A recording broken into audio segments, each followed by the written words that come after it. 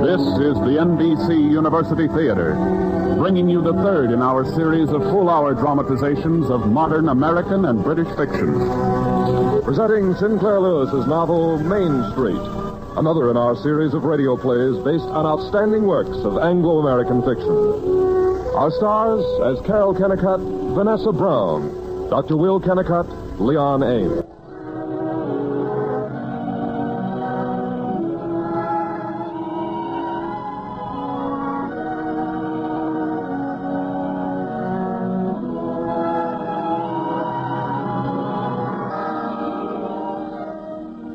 As the first American to win the Nobel Prize for Literature, Sinclair Lewis is the realist, the photographer whose lens presented America to Americans with a sharpness that made them angry, amused, self-critical, and ashamed. Made them accept his hatreds and his love.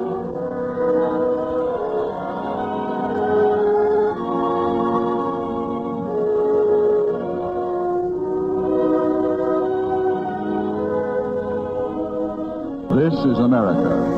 This is Gopher Prairie, a town of a few thousand in a region of wheat and corn, dairies and little groves.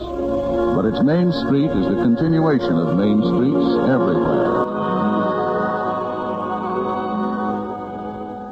Though Minnesota-born, Carol Milford was not an intimate of prairie villages. Most of her early life in Mankato had been spent among the books in her father's brown library. After her parents' death, there followed the years at Blodgett College, years filled with energy and ambitious dreams, if not accomplishment. Then a period of library work in St. Paul. But the year 1912 found her traveling on a stagnant, stiff-seated coach to Gopher Prairie, Minnesota. As she rode, she reflected on the incidents leading to this decisive step, as one turns the pages of a familiar photograph album. The first scene was a buffet supper at the Marbury's house in St. Paul. Harold, come over here and meet Doc Kennicott. Dr. Will Kennicott of Gopher Prairie. He does all our insurance examining up in that neck of the woods, and they do say he's some doctor. How do you do? Well, I'm pleased to meet you. Here, let me get a chair for you. Thank you. Marbury tells me you're a high mogul in the public library. Oh, well, no. I was surprised. I didn't hardly think you were old enough. I thought you were still in college, maybe. Oh, I'm dreadfully old. Oh, probably too old to be my granddaughter, I guess. How do you like your work? It's very pleasant. Don't you get sick of the city? St. Paul? Why, don't you like it? Oh, well. Oh, I don't know of any lovelier view than when you stand on Summit Avenue and you look across Lower Town to the Mississippi and to the uplands beyond. I know, but... well, you don't get to know folks the way you do up home. Now, I feel I've got something to say about running Gopher Prairie. But you take it in a big city of 200,000-300,000, well, I'm just one flea on a dog's back. Do you know Gopher Prairie at all? No, but I hear it's a very nice town. Nice? Say, honestly, of course I may be prejudiced, but I've seen a lot of towns. One time I went to Atlantic City for the AMA meeting. And I spent practically a week in New York. But I never saw a town that had such get-up-and-go people as Gopher Prairie. Do you like your profession? Oh, there's nothing like it. It keeps you out. And yet you have a chance to loaf in the office for a change. I don't mean it that way. It seems to me that a doctor could transform a whole community if he wanted to. If he saw it. He's usually the only man in the community who has any scientific training, isn't he? Yes, that's so. But I guess most of us get rusty. Now, what we need is women like you to jump on us. It'd be you that would transform the town. Oh, no. I haven't... You're just the one. Now, you have ideas without having lost feminine charm. Say, don't you think there's a lot of these women that go out for all these movements and so on that sacrifice...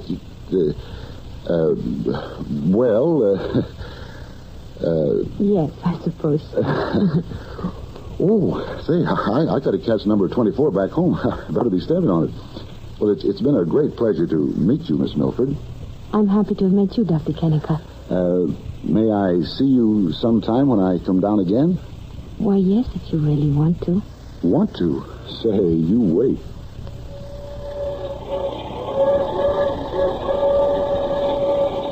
Of the lovemaking of Carol and Will Kennicott, there's nothing to be told which may not be heard on every summer evening, on every shadowy block. And then, on a windswept September day, after a year of conversational courtship... Honestly, Will, I just don't know. Come on. Come to Gopher Prairie, Carol. Show us. Make the town, well, make it artistic. It's mighty pretty, but I'll admit we aren't too darned artistic.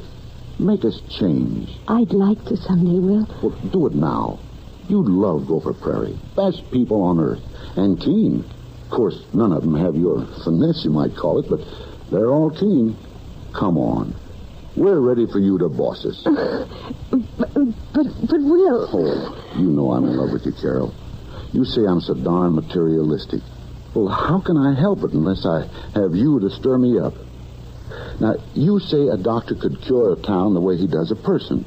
Well, you cure the town, and I'll be your surgical kit. Oh, there's no use saying things. Don't my arms talk to you now? Oh, please, Will. Carol, come to Gopher Prairie. We want you there.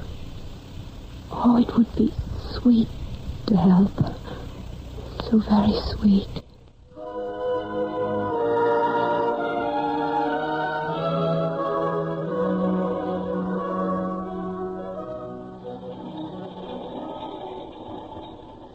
After a wedding trip in the Colorado mountains, they were on their way home. And the towns they passed were as planless as a scattering of pasteboard boxes on an attic floor. Oh, Will, isn't there any way of waking them up? Just look at these towns. Why? What's the matter with these towns? They're good hustling burgs. It would astonish you to know how much wheat and rye and corn and potatoes they ship in a year. But they're so ugly. Well, give them time. What's the use of giving them time unless somebody has the desire and the training enough to plan them? Hundreds of factories are trying to make attractive motor cars, but these towns are left to chance. No, that can't be true. It must have taken genius to make them so scrawny. I must say, I don't quite get you sometimes, Carrie. Oh, I guess you're kind of played out after this long trip. You'll feel better when you get home and have a good bath and put on that blue negligee. You know, that's some vampire costume. Well, we're home, Carrie. Look, there's a bunch come down to welcome us. They see us. They're waving. Wave back to them, Carrie. Oh, Will. Come on now. Come on, let's get off. This is the missus. Terry Sam Clark, you old reprobate. And Mr. and Mrs. Dave Dyer. The Haydocks and the elders. Well, you got us all straight now? Oh, of course she has. You trust Carrie to get things straight and get them darn quick. I bet she could tell you every date in history. As a matter of fact, I haven't got anybody straight. Of course you haven't, child. Well, I'm Sam Clark, dealer in hardware and almost any kind of heavy junk you can think of. You call me Sam. I'm going to call you Carrie, seeing you've gone and married this poor fish of a bum medic that we keep around here. This hungry-looking squirt is Dave Dyer, who keeps his drugstore running by not filling your hubby's prescriptions right. In fact, you might say he's the guy that put the shun in prescriptions. And then there's Harry and Juanita Haydock, own the Bon-Ton store. Try to fleece the town with a fancy French handle for their emporium. No, never mind, you old cheapskate. Me and the missus has thrown a little get-together for you folks tonight. Oh, that's so nice of you. Say, keen, Sam. And I brought my machine down to take you home. Say, Doc, you better be thinking about building a new house for Carrie. Prettiest brow in GP, if you ask me.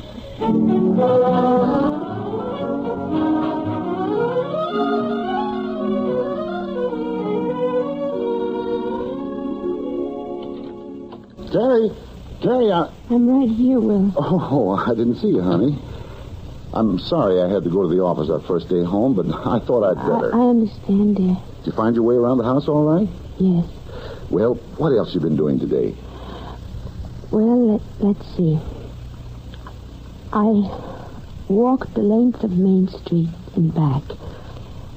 I saw the Minimasi Hotel, Dave Dyer's drugstore, the Rosebud Movie Palace, Howland and Gould's Grocery, Bon-Ton store. Harry Haydock owns that. Yes, dear, you told me. You've gotten around all right. Well, I don't expect you to think Gopher Prairie is a paradise after St. Paul, but you'll come to like it so much. Life's so free here, and best people on earth. Do you know how much I want to like the people you like? Well, now, don't forget to see people as other folks see them. We have the stuff here in Gopher Prairie. Did you know that Percy Bresnahan came from here? Percy Bresnahan? Yes, you know, president of the Velvet Motor Company of Boston, Massachusetts. Makes the Velvet 12, biggest automobile factory in New England. And he comes back here for bass fishing almost every summer. Say, we better eat. It'll be time to get over to Sam's place soon.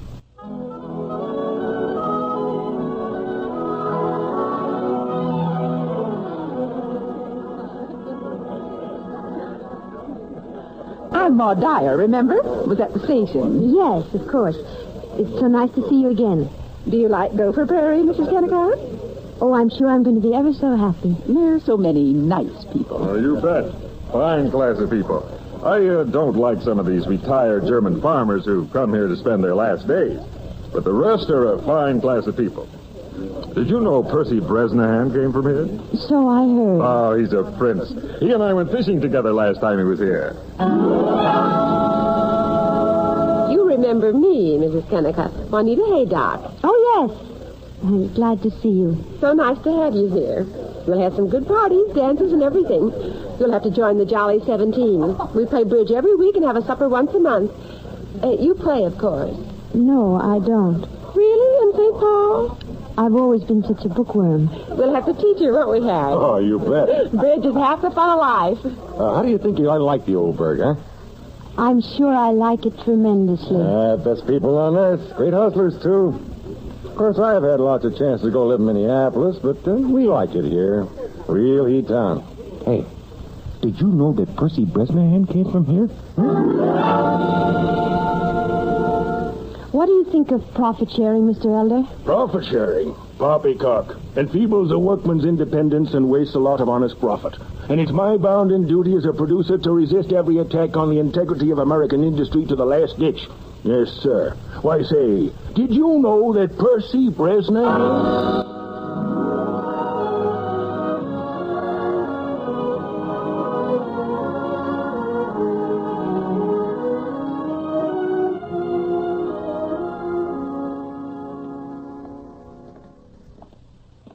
Did you like them, honey? They were terribly sweet to me. They thought you were great, too. Only, Yes? well, I'd be a little more careful about shocking folks, Jerry. I mean, well, a lot of people here don't have the, progressive ideas you have, and I wouldn't give them a chance to criticize me. Do you care if they think my ideas are a little strange, Will? Me? Why? I wouldn't care if the whole world thought you were this or that or anything else. You're my... well, you're my soul.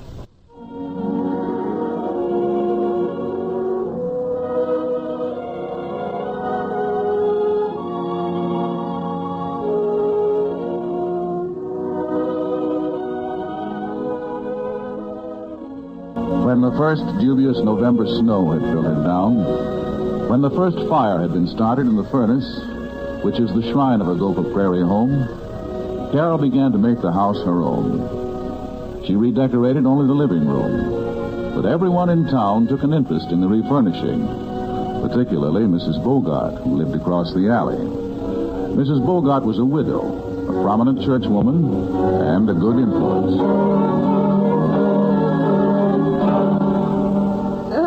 I wanted to call on you for so long, dearie. You know, we're neighbors. But I thought I'd wait till you got settled. You must run in and see me. How much did that big chair cost? $77.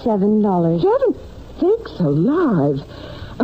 Well, I suppose all right for them that can afford it. Of course, as our pastor said once at the Baptist church. By the way, what church were you raised, Mr. Kennicott? Why, I went to Congregational as a girl in Mankato, but my college was Universalist. Yes. You were saying, Mrs. Bogart? Oh, yes, our church. We haven't seen you there yet, you know. Well, we've been so awfully... Oh, your husband was raised up a Baptist, and I do hope he won't drift away from the fold. No, of course not. He wouldn't. Well, we all know there isn't anything, not cleverness or gifts of gold or anything that could make up for humility and inward grace. Do you agree? Well, I... The trouble with the world today is lack of spiritual faith. People thinking they've got to waste money, have bathtubs and telephones in their houses. I heard you were selling the old furniture cheap. Yes. Well, of course you know your own mind. But I can't help thinking that... Yes, Mrs. Bogart. I can't help thinking when Will's ma was down here, it was good enough furniture for her. Mr. Kennicott has told me all about her. She used to run in to see me real often. I just wanted you to know that, well, when you find you can't depend on a lot of these gadding young folks like the Haydocks and the Dyers, you may be glad to know that slow old Auntie Bogart is always right there. I will remember, Mrs. Bogart. Oh, and we could have a nice visit with none of the terrible gossiping these younger women like to do.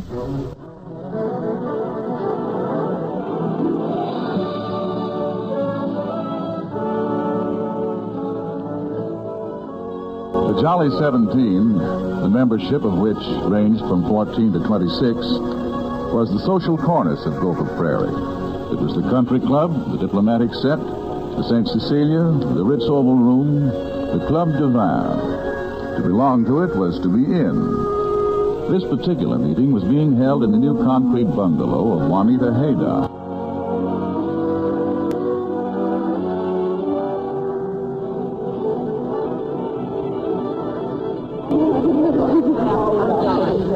Oh, you're a naughty one, Mrs. Kennicott. Not learning to play bridge yet in all this time. You know, I don't believe you appreciate the honor when you got into the Jolly 17 so easy. You're perfectly right. I'll make Will start teaching me this evening. Now, you see that you do. By the way, don't you think we ought to get up another bobsled party soon? Oh, I just like my bridge in the winter. I'm afraid we're quite different from your St. Paul group, dear. Oh, I didn't mean,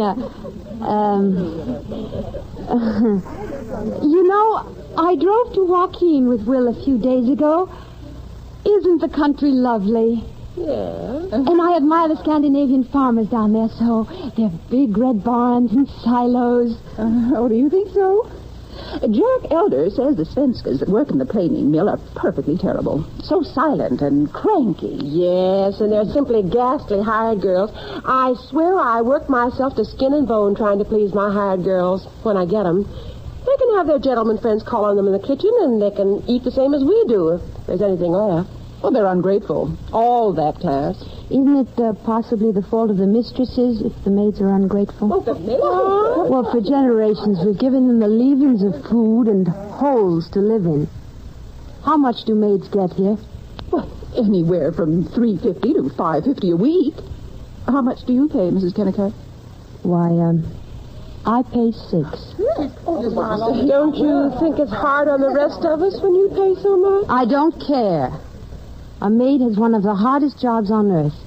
She works from 10 to 18 hours a day just to wash slimy dishes and dirty clothes. She tends the children. She runs to the door with wet, chapped hands. Well, really, Mrs. Kennicott, it's just plain to see you don't think like us in Gopher Prairie. Shall we start another rubber, Juanita?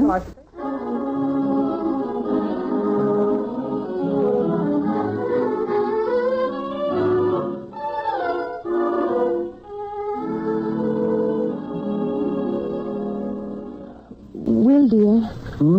Pass the butter, Carrie. Will, I wonder if the people here don't criticize me sometimes. Criticize you? Oh, Lord, I should say not. They all keep saying you're the swellest girl they ever saw. Well, I often disagree with the ladies at the Jolly 17. The merchants probably think I'm too fussy about shopping. Oh, I didn't want to speak of it, but since you brought it up, Chet Dashaway probably resents the fact that you got this new furniture down in the city instead of here. Well, if Mr. Dashaway will kindly tell me how any civilized person could furnish a room out of the mortuary pieces that he called... Oh, I understand. And Howland and Lundelmeyer, you've probably handed them a few roasts for the bum stock they carry when you just meant to jolly them, but... rats. What do we care? This is an independent town, not like those eastern holes where you have to watch your step all the time and live up to the food demands and social customs and a lot of old tabbies always busy criticizing. Everybody's free here to do what he wants. But, well, Will, maybe you could help me to... Well, if you'd only tell me a little more about your cases... I want to know. I want to understand. Sure, you bet. For instance, what did you do today? Do today? How do you mean? Medically. I want to understand. Today? Oh, there wasn't much of anything. A couple of kids with belly aches and a sprained wrist and a fool woman that thinks she wants to kill herself because her husband doesn't like her. And, just routine work. But the unhappy woman doesn't sound routine. Oh, that's just a case of nerves. You can't do much with these marriage mix-ups. Dear, please, will you tell me about the next case that you do think is interesting? Sure, you bet. I'll tell you anything that... Say, that's pretty good salmon. Did you get it at Howland's?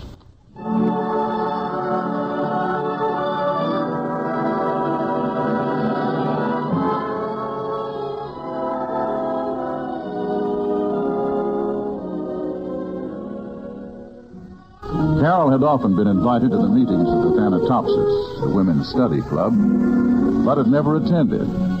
Then one day in early March, Mrs. Luke Dawson, wife of the richest man in town, fluttered piteously into Carol's living room. Oh, Mrs. Kennicott, I'm in such a fix. I'm supposed to lead the discussion of the Thanatopsis Club tomorrow, and, well, I'm frightened to death. I wonder if you'd come and help. What's the subject? English poetry. Really? Poetry? Yes. I'd love to come. What poet are you taking up tomorrow? Why, the English ones. Not all of them. Well, yes.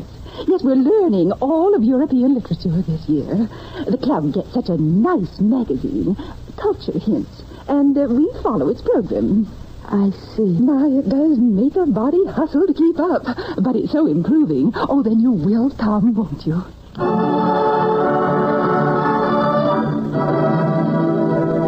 Shakespeare was born in 1564 and died in 1616. He lived in London, England, and Stratford-on-Avon, which many American tourists love to visit. Many people believe that Shakespeare was the greatest playwright who ever lived, also a fine poet.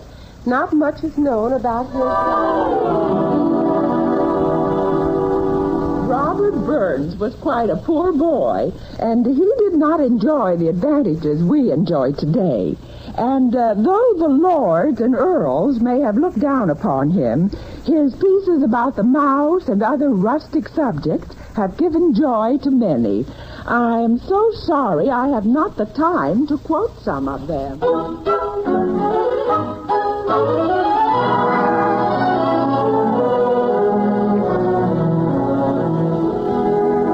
A year slipped by with the swiftness of monotony.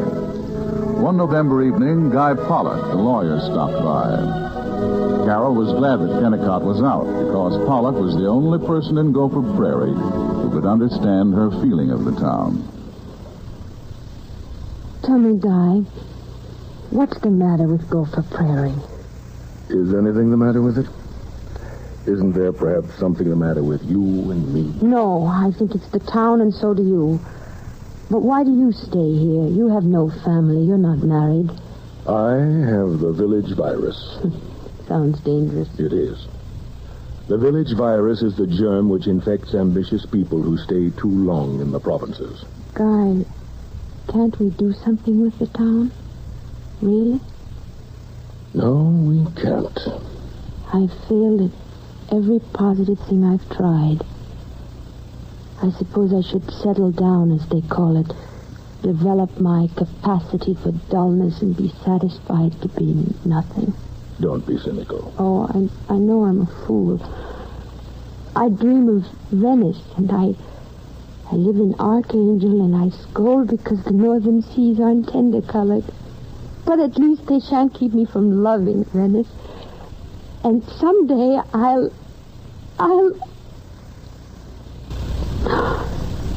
suppose I never will.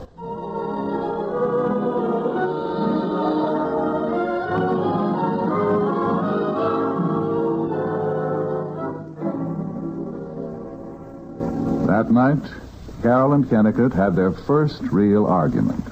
It started calmly with a discussion of the family budget. But within 10 minutes... Heavens knows I want to be fair, but I expect others to be fair, too. And you're so high and mighty about people. What? Now, you take Sam Clark. That's the best soul that ever lived. Honest and loyal and a darn good fellow. Well, you've got him so leery, he scarcely dares to come here. How do I frighten him, if I do? You do, all right. Instead of putting his legs up on another chair and unbuttoning his vest and telling a good story or maybe kidding me about something, he sits on the edge of his chair and tries to make conversation about politics. And he doesn't even cuss. And Sam's never really comfortable unless he can cuss a little. In other words, he isn't comfortable unless he can behave like a peasant in a mud hut. Now, Terry, that's just about enough of that. Either you want to dance or you want to bang the piano or else you get moody as the devil and don't want to talk or anything. If you must be temperamental, why can't you be that way by yourself? My dear man, there's nothing I'd like better than to be by myself occasionally. To have a room of my own. I suppose you expect me to sit here and dream delicately. You wander in from the bathroom with lather all over your face and you shout, "Clean my brown pants!" Well, you'll have plenty of privacy when we build a new house. When? Oh, I'll build it all right, don't you forget. Though I'm probably a fool to think about it. By the time I get it built, you'll probably have succeeded in your plan to get me completely in Dutch with every friend and every patient I've got. Thank you very much for revealing your real opinion of me. If that's the way you feel, if I'm such a hindrance to you, I can't stay under this roof another minute. And I'm perfectly able to earn my own living. You can get a divorce at your pleasure. Oh, now please stop flying off at tangents, Carrie. Tangents? This is not a theater play. It's a serious effort to have us get together on fundamentals. Now, we've both been cranky and said a lot of things we don't mean. Now, let's cut out jabbing at each other. You know you feel superior to folks, Carrie. So? You're not as bad as I say, but you're not as good as you say. No, not by a long shot. Now, why can't you take folks as they are? Now, take Jack Elder. You take him. Say, do you know he's nutty about music? Why, he'll put on a grand opera record and sit and listen and close his eyes. Or now you take Lem Cass, or you take Mark Mahoney, the garage man. Oh. He's got a lot of Perry prints of famous pictures in his office. Yeah. Now, you'll find these churches in all small towns and a pile of savvy in every single one of them if you'll just dig for it. I know. And I do love them. Especially people like Champ Perry. But I can't be very enthusiastic over smug ones like Jack Elder. Well, then I'm smug, too, whatever that is. No. You're a scientist. Oh, I will try to get the music out of Mr. Elder. I will try. Is it all right now? Sure. But there's one other thing. You might give me some attention, too. That's not fair. You have everything I am. No, I haven't, Carrie. You think you respect me. You always hand out some spiel about my being so useful. But you never think of me as having ambitions just as much as you have. Perhaps not. I think of you as being perfectly satisfied. Well, I'm not. By a long shot, I'm not. I don't want to be a plug practitioner all my life. I want to put enough money away so that you and I can be independent someday and not have to work unless I feel like it. You never worry about what might happen if we get sick and didn't have a good fat wad salted away, do you? I suppose I don't. Well, then I have to do it for you. I want to have a squint at the world as much as you do, only I'm practical about it.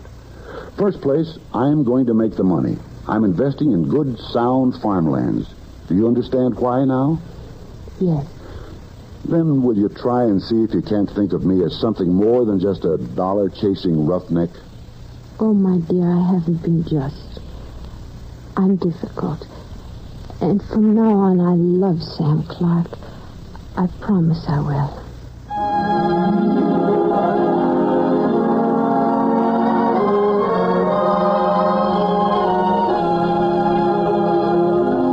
That December, Carol was in love with her husband. Then for 3 years, which passed like one curt paragraph, she ceased to find anything interesting save the birth of her son. He became her reason for living. Slowly growing within her was a longing to find her own people. And then Carol met Eric Valborg.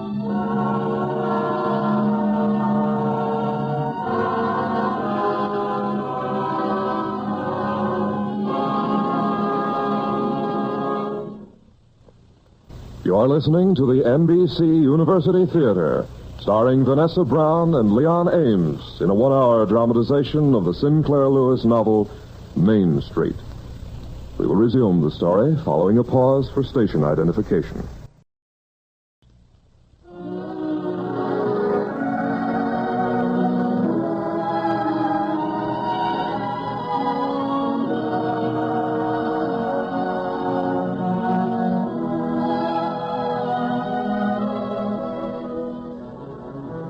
It was at a supper of the Jolly 17 that Carol first heard of Eric Valborg from Mrs. Dave Dyer. Have you folks heard about this young fellow that's come to town? This Eric Valborg? Well, you know, he's working in Nat Hicks' tailor shop. I bet he doesn't make $18 a week. But my, isn't he the perfect gentleman, though? Oh, he talks so refined, and oh, the lugs he puts on. And nothing but the son of a Swede farmer. Well, now, honest, you won't believe this, but I got it straight. This fellow, you know, he's staying at Mrs. Gurry's punk old boarding house, and they say he asked Mrs. Gurry if he ought to put on a dress suit for supper. Oh, no!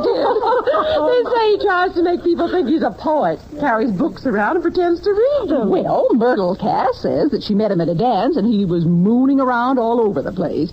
He said he didn't find any intellectual companionship in this town. Now imagine. Oh. You know, he told Miss Gurry he'd like to design clothes for women. No. Yeah, can you beat it? Where did you say he works? Hicks?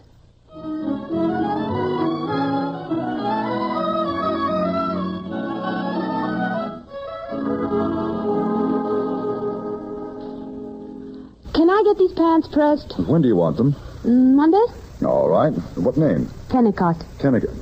Oh, Kennicott. Well, you must be Dr. Kennicott's wife. Yes. Oh, I've heard about you. Myrtle Cass was saying you got up a dramatic club last year. Gave a dandy play. Now, I've always wished I had a chance to belong to a little theater. It wasn't a dandy play. It was a miserable failure. But you suppose it could be possible to get up another dramatic club this coming fall? Pretty hopeless. But I suppose we could try. Have you had any experience? Just a bum club that some of us got up in Minneapolis when I was working there. Look, if you didn't want to use me as an actor, I'd love to design the costumes. You see, someday I hope I can get away from this fool tailoring when I have the money saved up. I want to go east and study art drawing, become a high-class dress designer. Or do you think that's a fiddling ambition for a fellow? Now, I was brought up on a farm. A lot of people kid me about. What do you care about the opinions of casual strangers? Oh, I don't really, but I asked you because, well, you're not actually a stranger. Oh, Myrtle Cass has spoken about you so often I wanted to call on you and the doctor, but I didn't quite have the nerve. Shall we see if we really could get up a new dramatic club? I'll tell you. Come to my house this evening about 8. We'll talk it over.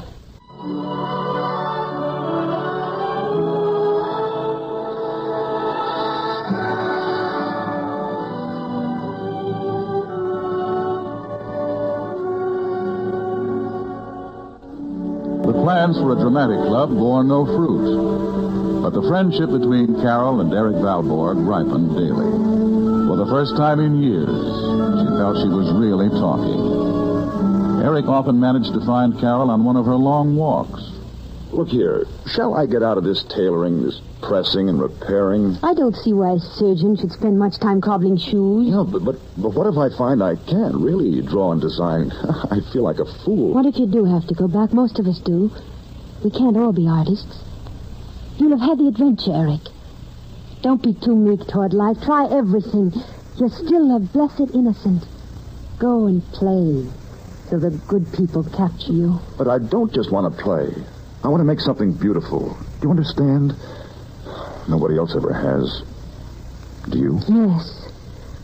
Oh, I don't want to deny the prairie future. It'll be magnificent.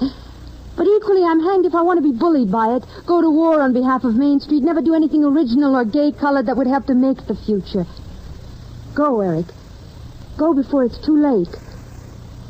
It has been for some of us. Why aren't you happy with your husband? He doesn't care for the blessed, innocent part of you, does he? Eric, you mustn't. Well, first you tell me to go and be free, and then you say I mustn't. I meant you mustn't. You must be more impersonal. Well, I'm darned if I will. Oh, we'd better start back now. You're younger than I am. I'm at least... You're younger than I am. Your lips are for songs about rivers in the morning, lakes at twilight. Oh, I don't see how anybody could ever hurt you. Yes, we'd better go.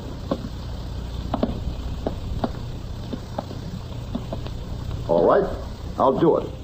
I'll stay here 1 year. I'll save, not spend anything on clothes, and then I'll go east to art school and work on the side. I'll learn what I'm good for, designing clothes or stage settings, illustrating, or selling collars to fat men. Can you stand it here in town for a whole year? Oh, with you to look at? Please.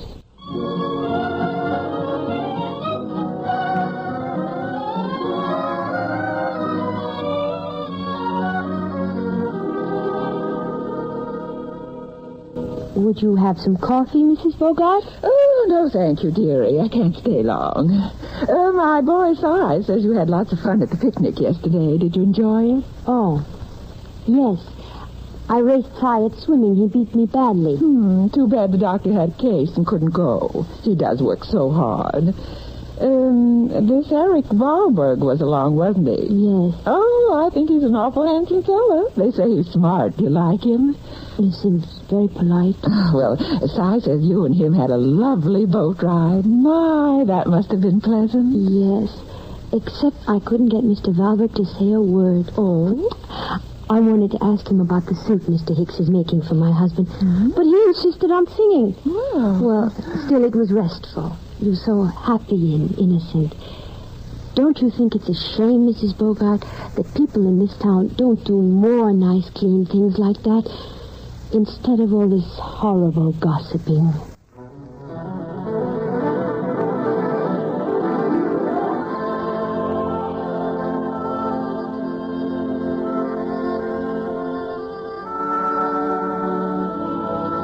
Few of the aristocrats of the Jolly 17 attended the humble folk beats of the Baptist and Methodist church suppers. But all the smart set went to the long festivals of the Episcopal Church. Through the light of the Japanese lanterns, Carol saw that Eric was walking toward her. Though he was merely ambling about with his hands in his pockets, she knew that he was calling her. When he reached her, she nodded coolly, proud of her coolness. Carol, I've got a wonderful chance. I don't know, but it might be better than going east to take art. What is it? Myrtle Cass says her father is hunting for a fellow to go work in the flour mill. Learn the whole business. Maybe become general manager. Well, what do you think? Wait. That's up to you. Do you want to become a person like Lyman Cass?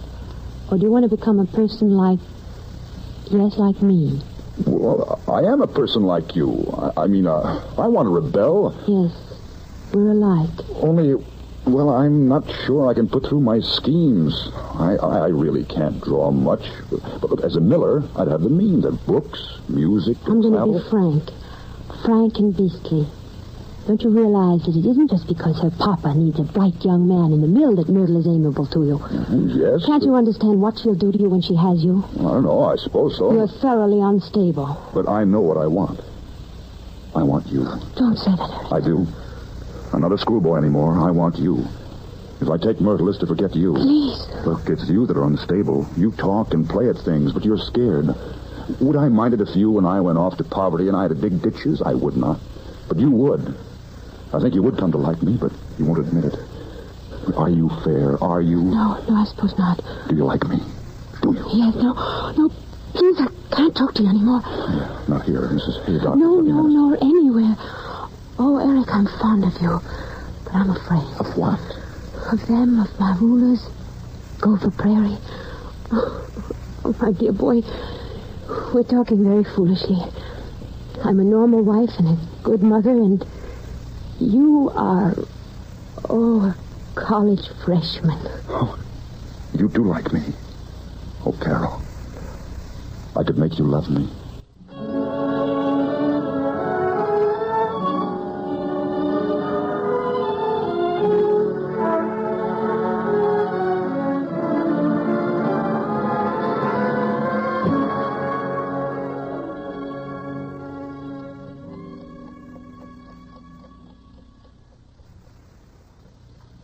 Did you open the window, Will? Mm-hmm. You and this Valborg fellow seem quite chummy tonight. Oh, we are. He's interested in Myrtle Cass, and I was telling him how nice she is. Will, I really wish I could trot off to St. Paul or Chicago or someplace. Oh, I thought we'd settled all that a few nights ago. Wait till we can take a real trip. Oh, all right. Good night. You might give me a good night kiss. Oh, Don't you like the old man anymore? of course I like you very much. I'm sorry you're so tired. Seems like... But of course you aren't very strong.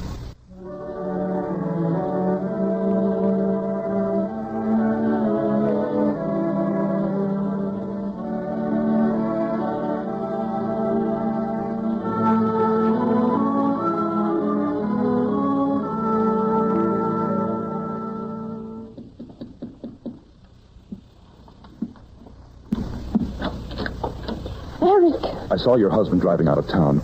Look, I've got to talk to you. Come for a walk. Yeah, I know. People might see us. But they won't if we hike into the country. Look, I'll wait for you by the grain elevator. Take as long as you want. Oh, come quickly. In a few minutes.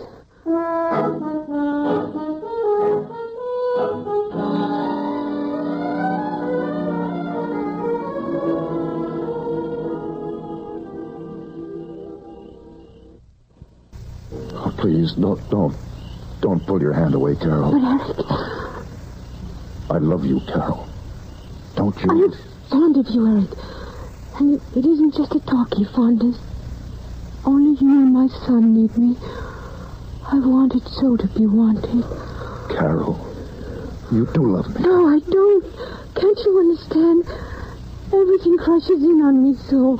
All the gaping, dull people. Please be my friend. But don't let's hurt each other. But I can't just be your friend. We would hurt each other. I wanted to tell you if that was your answer. I'm going away. Eric. I know I can't make anything but trouble for you here. Where will you go? Chicago. Oh, I'll find some sort of job. Anything would be better than this. You're right. I'm glad you're going, Eric. Who's this? Hello there. Will. Oh. Hello.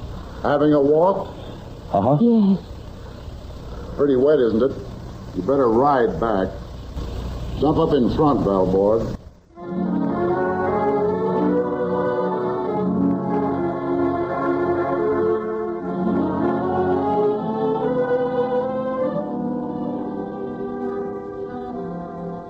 You better take your coat off. It looks kind of wet. Yes. All right. Here, I'll hang it up. Thank you. I'll let it hang there till it dries.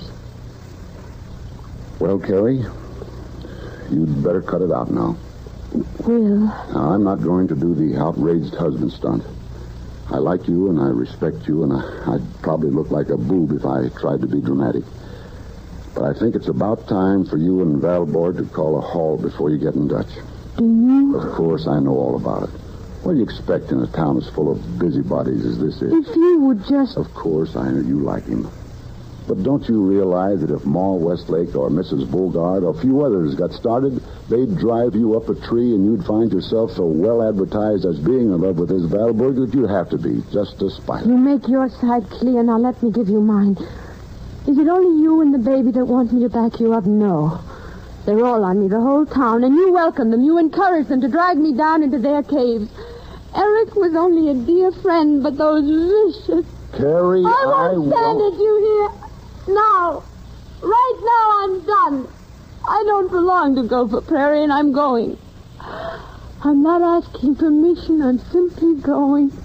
Do you mind telling me, if it isn't too much trouble, how long you're going for? I don't know. Perhaps for a lifetime. I see. Well, of course, I'd be tickled to death to sell out my practice and go anywhere you say. Would you like to have me go with you to Paris and study art, maybe, and wear velveteen pants and a woman's bonnet and eat spaghetti? No. I think we can save you that trouble. You don't understand. I'm going. I really am and alone. I've got to find out what my work is. Work? Work, sure. That's the trouble with you, Carrie. If you had 5 kids and no hired girl and had to help with the chores like these farmers' wives, then you wouldn't be so discontented. I know. That's what most men and women like you would say. These businessmen, tired from their crushing labors of sitting in an office 7 hours a day, would calmly recommend I have a dozen children. No one loves their child more than I do, But solitary dishwashing and children isn't enough to satisfy me or many other women. We're going to chuck it. We're going to come out and play with you men in the offices, in the clubs, in the politics you've cleverly kept for yourselves. Of course, a little thing like our son makes no difference. It makes all the difference. That's why I'm going to take him with me. Suppose I refuse. You won't. Oh, Carrie, what the devil is it you want anyway? Oh, conversation? No. It's much more than that. I think it's a greatness of life. A refusal to be content with even the healthiest mud. But don't you know that nobody ever solved a problem by running away from it? Perhaps, and even if I am cowardly and run away, all right. Call me anything you want to. I've been ruled too long by the fear of being called things. I have a right to my own life. So have I to mine. Well? I have a right to my life, and you're in it. You're my life. You've made yourself so. I'm darned if I'll agree to all your freak notions, but I will say that I've got to depend on you. You never thought of that, did you? You have a right to me if you can keep me. Can you?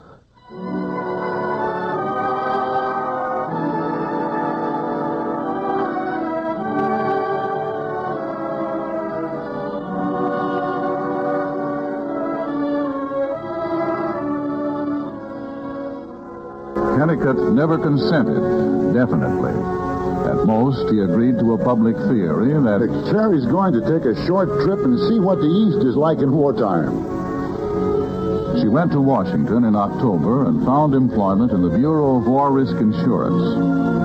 The chart which plots Carol's progress is not easy to read. The thing she gained in Washington was not information about office systems and labor unions, but renewed courage, that amiable contempt called poise. Kennicott came to see her for the first time 13 months later. You're looking well? You're looking fine, too, Will. How's the baby? He's fine. Big, too. I'll bet. Carrie, now, I don't want to butt in on any plans you've made or anything, but if you've got the time for it, I'd like to chase around Washington and take in some restaurants and shows and stuff and forget work for a while. Yes, of course. I'm dreadfully sorry. We haven't room to put you up at the flat, but I have 2 roommates. Don't you think we'd better go to the Willard or the Washington and get you a room? Yes, I guess we better do that.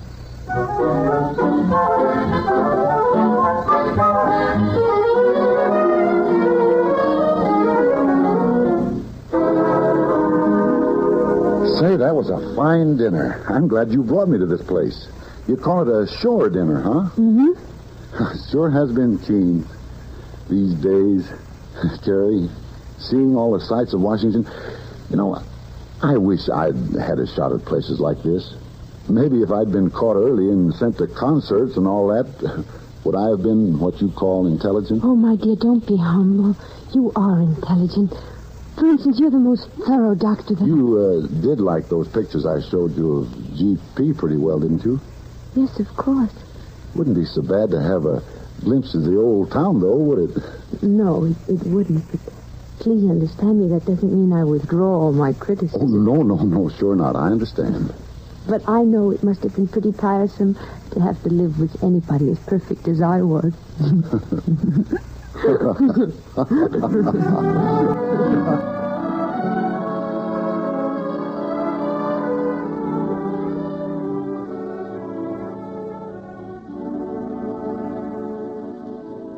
That Washington Monument is something, all right. Shall we sit here and enjoy it a while? Yes, let's. Before you showed me those places today, I'd already made up my mind that when I build a new house, I'd fix it the way you wanted it. I mean, if you ever want to. That's sweet of you. Look, Carrie, you think I'm going to ask you to love me.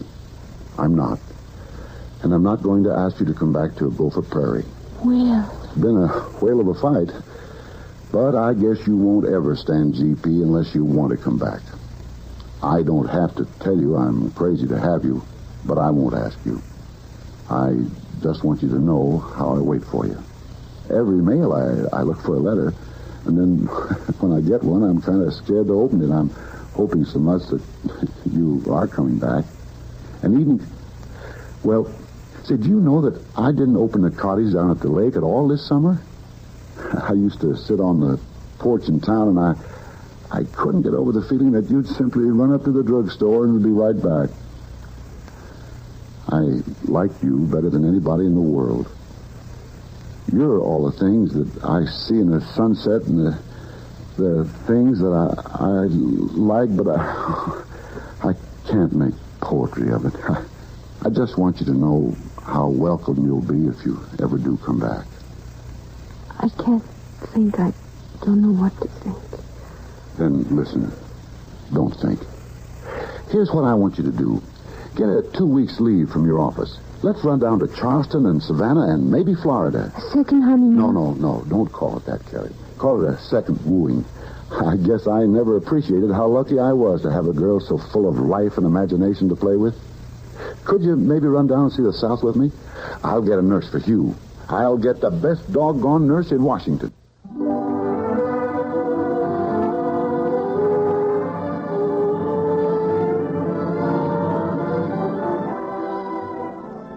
You want to dance again? Not so soon, Dr. Kennicott. I think I'm getting old. Shall I go back to Gopher Prairie with you? Decide for me. I'm tired of deciding and undeciding. No, you've got to do your own deciding. As a matter of fact, in spite of this honeymoon, I don't think I want you to come home. Not yet. What? I want you to be satisfied when you get there. Oh, I'll do everything I can to keep you happy, but I'll make lots of breaks. So I want you to take time and think it over.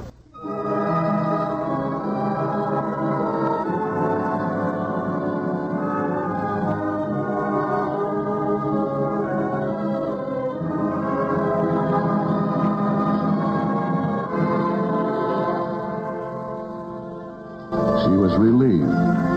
She still had a chance to seize indefinite freedom, but she also had a firmer respect for her husband. It had not occurred to her before that there was also a story of Will Kennicott, into which she entered only so much as he entered hers. Kennicott went back to Gopher Prairie. Carol talked at dinner to a generalissima of suffrage. Should I go back?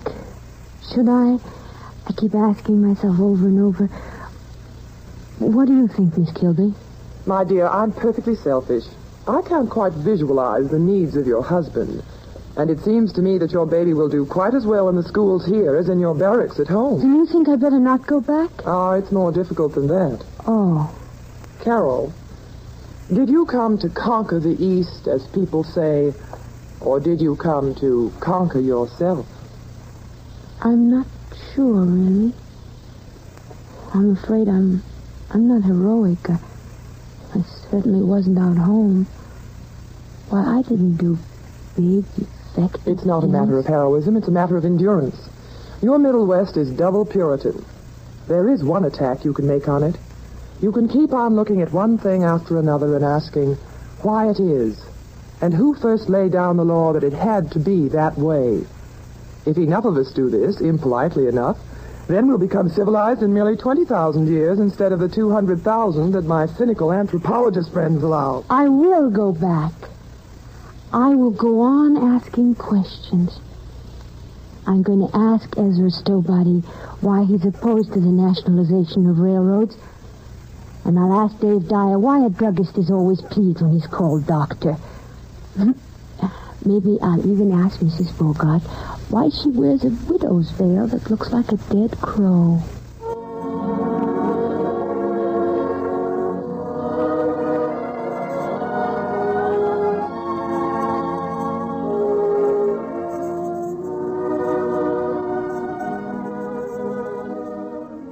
On the train going back, she looked across the silent fields to the west. She was conscious of an unbroken sweep of land to the Rockies, to Alaska, a dominion which will rise to unexampled greatness.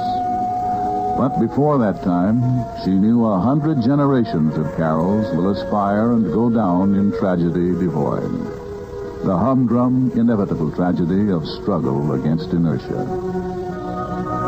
In August, a baby girl was born to Carol. She started wearing eyeglasses.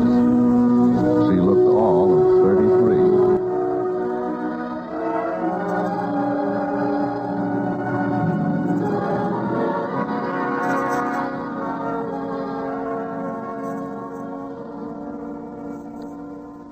Oh, they're too much for me. Wish I could find that collar. Who is?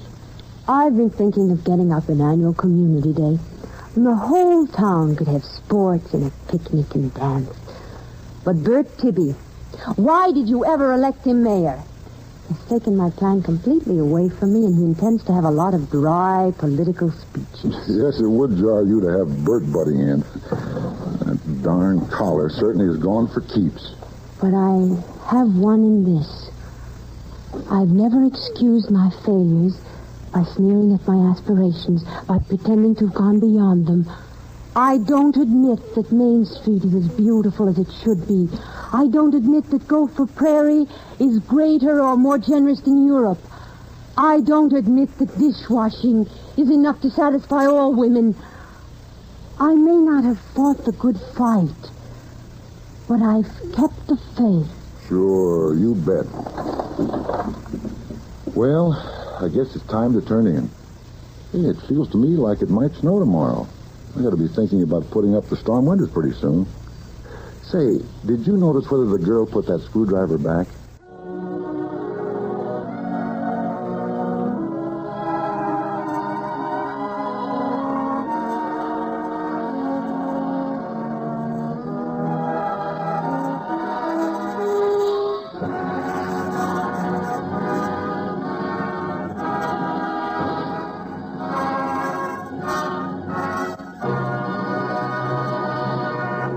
The curtain of the NBC University Theater falls on our presentation of Main Street, with Vanessa Brown as Carol Kennicott and Leon Ames as Dr. Will Kennicott.